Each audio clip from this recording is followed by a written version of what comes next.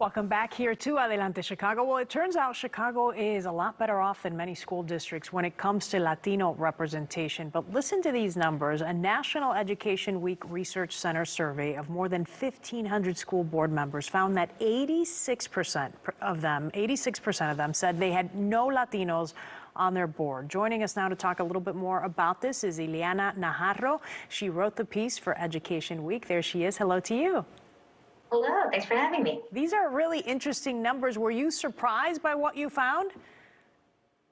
Not necessarily surprised, because the issue of representation across school boards in the country has been systemic and has been long-standing, especially when it comes to Latino representation. Part of the explanations, according to experts that we've talked to, as to why these numbers were so dismal, has to do with a history of the Latino community not having as much political capital, not having as many role models already in these school boards that can help sort of lift up a new generation of leaders, and just not having tied to that political capital, that economic know-how of how to fundraise properly, to run a campaign and know the ins and outs of running a campaign that is often needed in order to sit at one of these school board seats. So the school board issue shines a light on a bigger issue of political representation here in the U.S. and the role that Latinos play in that. I want to focus on the school boards, though, because you've got school boards with a few Latinos, while in many of these districts, they have seen a huge rise, a boom in Latino students. So talk about what some of these schools are noticing when it comes to Latinos in their classrooms. So you noted earlier that it's a low representation or low number of Latinos on school boards, but federal data shows, the most recent federal data, that at least 27% of the nation's public school student population are all Latinos, with Chicago public schools in particular reaching about 47%. So what happens when you have a booming population but not as many representatives who have connections to these communities sitting in positions of power like a school board?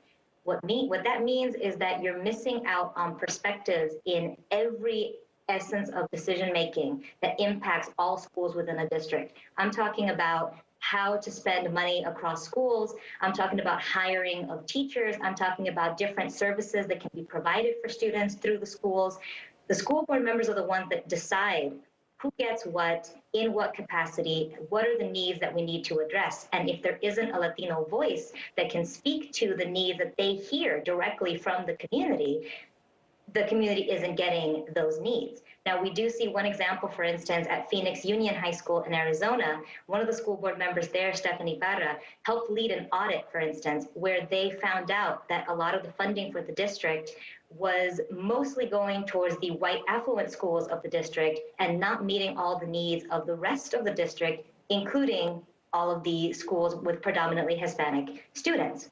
So being able to be there in the room, ask the right questions, request these studies, is why there are organizations like Latinos for Education, or even Stephanie Barra's own Arizona Latino Leaders in Education.